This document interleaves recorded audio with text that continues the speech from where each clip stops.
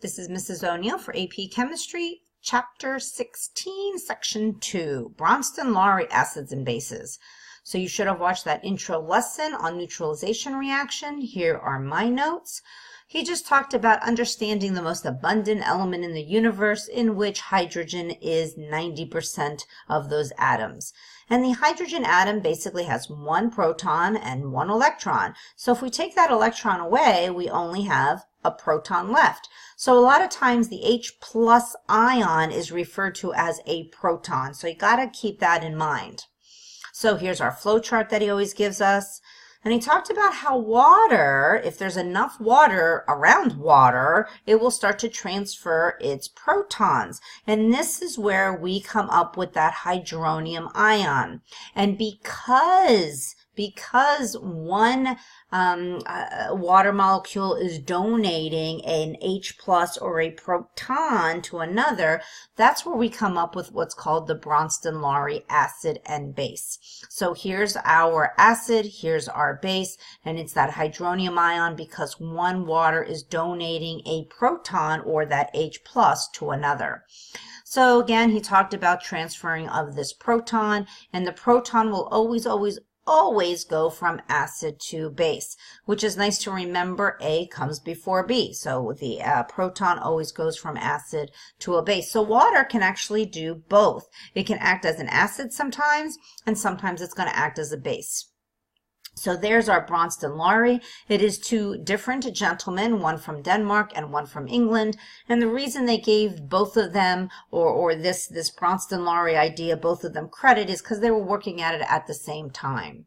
So we talked about this neutralization reaction and how a neutralization reaction is usually an equilibrium, right? Because it can go both directions. And that makes it hopefully a little bit easier to understand. An acid base forms a conjugate base and a conjugate acid.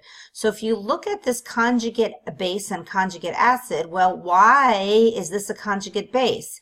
Because it will take a proton from the acid. Why is this a conjugate acid? Because it will donate its proton to the base. So hopefully it makes sense. So here's our acid and base as reactants, and as one is donating its proton to the other, it now becomes the base. So there's going to be our acid-base pair, and we have here our water is going to act as a base in this case, and it's going to accept that H plus, becoming the conjugate acid. So again, we have our base conjugate acid pair that he's going to talk about a little bit later. So hopefully it makes sense that you will have an acid base on the left, and you also have an acid base on the right, because the reaction is in equilibrium with each other. So they can act as an acid as a reactants, and act as an acid as products going the other way.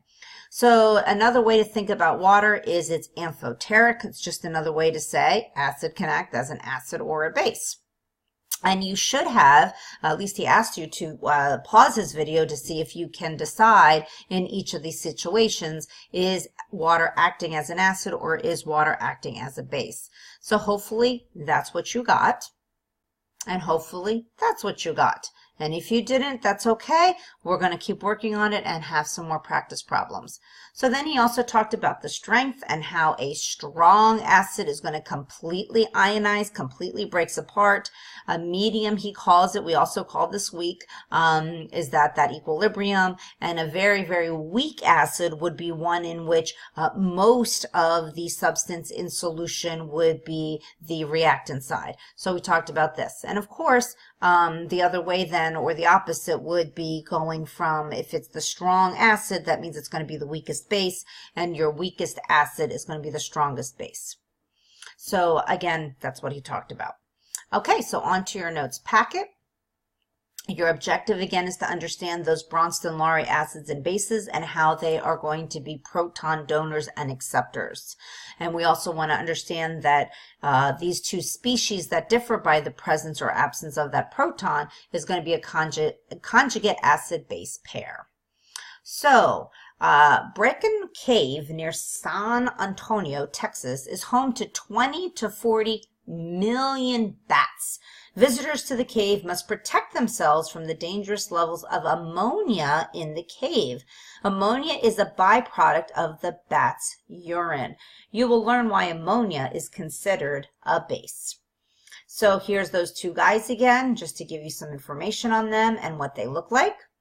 And his model, or their model, came in 1923.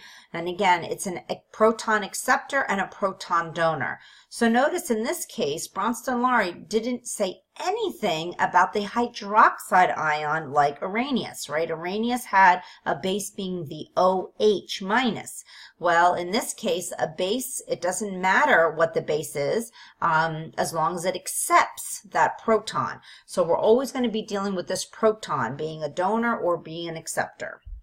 So again, that H plus in water, how does it become hydronium? Well, when we have an H plus floating around and with water, it's going to accept that H plus and become this hydronium ion. So here's step one, here's step two. And it just shows you that that H plus can also be called the hydronium ion as well as a simple proton.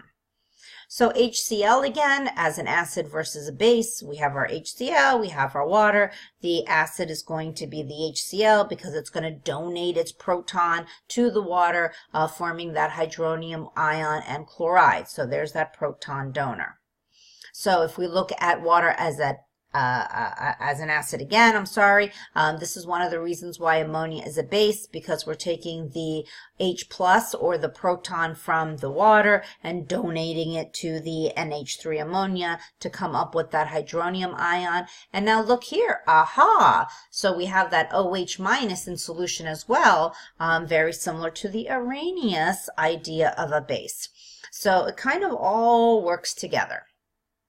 So again, here you go, the hydronium or the hydrogen ion donor is going to be your Brønsted-Lowry acid. The ammonium is going to accept it, be that Brønsted-Lowry base. And of course, here we have the ammonium ion and that hydroxide. And again, that hydroxide is also helping it make it a basic solution. So here's our example one. Can you figure out the products? Can you pause the video and see if you can come up with the products? Hopefully that's what you came up with. So if I'm telling you that the H2SO4 is an acid, it's going to take one H plus away, give it to the water, and whatever is left over are your products. Habit example 2, try to give this a try. In this case, I didn't give you the option of which one was the acid, because it really can only be one thing. Okay, again, an acid has to have a proton in order to give. So in this case, the water has to be the acid because the chloride ion doesn't even have a proton to give. So hopefully you got that. Now, here's our conjugate acid and conjugate base. So our acid gives away that H plus, becoming that conjugate base. Why do we call this a conjugate base? Because if we go the other way in the reaction, that OH is going to accept the H from the conjugate acid, right? So this is our acid because it's going to donate that H plus, that proton, and form the H2O plus Cl minus. So hopefully it makes sense. So the acid, once it leaves, what does it become? It becomes that conjugate base. Why is this a conjugate base? Because now it can accept an H plus from this guy and form H2O again. Because again, we're in equilibrium. Oops, sorry, I didn't realize I had that on there. So again, you give it a try.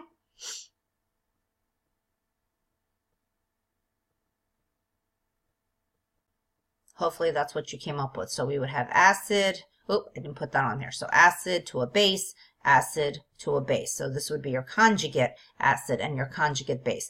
And again, I think the reason for the word conjugate is just to make sure you're understanding in the equation, it's products, right? So here's our acid plus base yields our conjugate acid plus our conjugate base. And the reason it's called conjugate, I think just to signify that it is part of the product side. So again, he talked about water being amphoteric, and here it's in your notes. Again, water can act as an acid or a base. So how does water do both? So this reaction shows you that it can act as an acid, and this reaction shows you it can act as a base. So let's compare. Again, we talked about H plus is acid and bases being OH minus, or again, that proton acceptor. So let's look at this. If we have HCl plus NH3, we are forming one product. So how do we know what is going on between these two substances? Well, if we look at the structures, what's going to happen here is that H plus from the HCl is going to move over to the NH3, forming that big compound. So then we have our acid and our base. Oops, sorry, we have our acid and our base, and it should make sense, especially with HCl. HCl is a very strong acid, so it will completely dissociate, and there's going to be plenty of those H plus proton ions running around. So again, our conjugate acid-base pair, hopefully that makes sense to you now. Our acid is going to donate that H plus, forming our conjugate acid, and our base is going to, our conjugate acid is going to give away, forming the conjugate base. So here's our HA and A are going to be connected to each other. So the acid always forms the conjugate base pair, and the base always forms the conjugate acid because they are related to each other, what they become. So again, here's our conjugate acid and our conjugate base Y. This guy gained that proton after the reaction, and this guy lost that proton after the reaction. And again, I believe the word conjugate really just to signify that it's part of the product side. So we call this that conjugate acid-base pair. So here's an example. So we have this reaction. Can you label acid, base, conjugate acid, and conjugate base? Hopefully you did that. Hopefully you did that. So the NH3 is going to be a base because we accepted that H plus to form the NH4. This is the conjugate acid. Why? Because it will donate, if we go in the opposite direction, that H plus will donate to the OH to form that water. So we have our conjugate acid base pair and our conjugate acid base pair there. Again, give it a try. Hopefully you got that, and hopefully you got that. So, and that's just again, showing you the model, which is always nice to see some visuals to get an idea of what's really going on there. So we want to always keep that in mind. H plus equals H3O plus as well as a proton. Those are three things that are interchangeably. This is just to show you that if these are the acids and we donate an H plus, what would the conjugate base look like? So those are just examples, just to give you an idea if you want to kind of peruse this and make sure you're understanding, oh, if I take an H away, I get this. If I take an H away, I get this. So again, you're always donating an H. So you already know this information. Strong means it completely dissociates, and you're going to see a regular arrow. A weak acid or a base is going to be at equilibrium with each other. And something that's so small contains H plus but really doesn't behave like an acid because the conjugate base is so strong. So again, we'll talk a little bit more in detail about that when we talk about our Kas and our Kb values.